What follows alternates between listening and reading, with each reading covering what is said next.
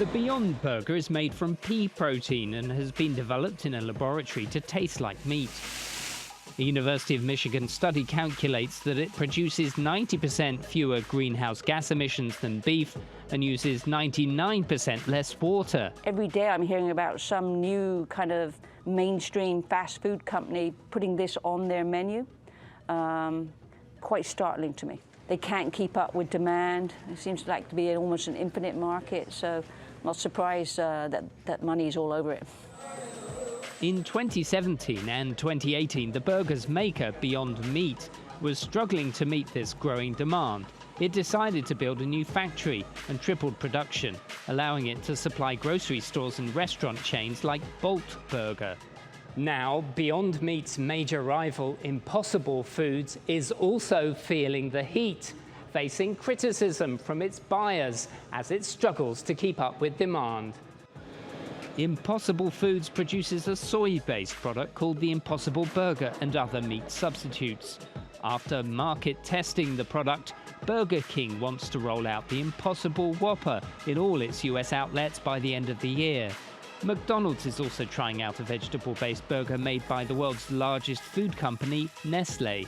The Swiss firm is also planning to launch its own Awesome Burger in grocery stores in the US this year. You know, what we're seeing with some of these sort of next-generation meatless burgers is that they're very effective at both mimicking the experience, the taste, and the texture of meat. So that's very appealing to those who want the real thing.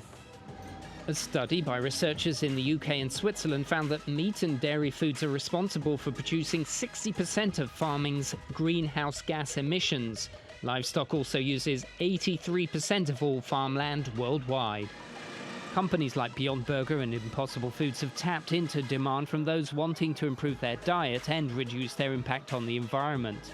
Barclays Investment Bank estimates the market for meat alternatives will reach $140 billion over the next decade. That kind of growth would translate into a 10% share of the global meat industry. Daniel Ryntjes, TRT World, Washington. And David Williams joins us now from Austin, Texas. He's the Director of Global Protein at Informa Agribusiness Intelligence. Welcome to Money Talks, David. Now, the Beyond Meat company is proving to be one of the most successful IPOs of the year thanks to a surge in demand for fake meat. Did you see this coming?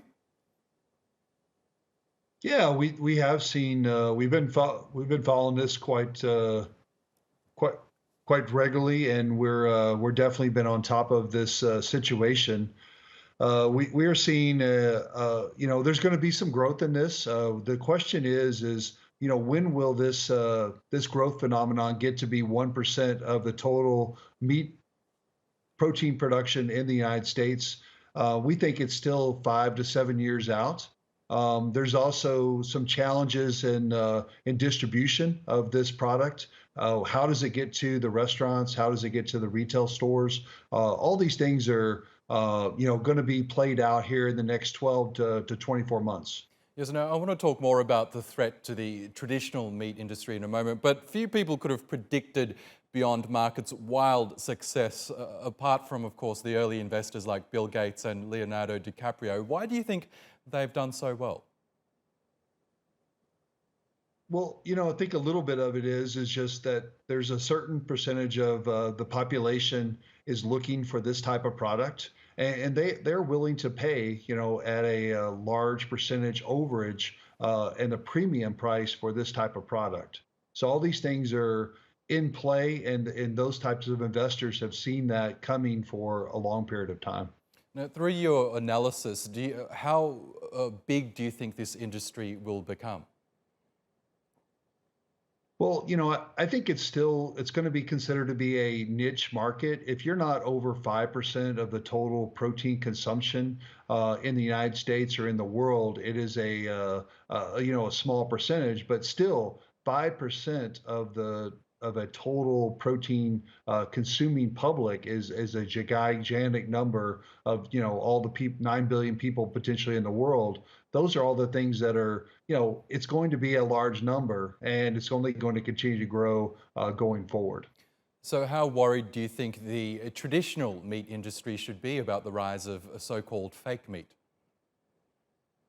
Well, I think it's actually something that they're very concerned with. If you a little bit came out this morning, Canada published some labeling issues that they have with the alternative meat sector. They cannot be using burgers, they cannot be using ground beef, other things. And I know the U.S. is working on that. So does FDA, so is USDA of how they're going to police this product and make the difference. So those things are definitely in play. So yes, I mean it's nobody wants to lose market share to anything. So that's something that they're definitely concerned with. Now, many people are talking about Beyond Meat at the moment, of course, but the company has several competitors already, including Impossible Foods, the giant food maker Nestle, as well as the more legacy maker Tofurky. I'm wondering what sets Beyond Meat apart from those competitors, do you think?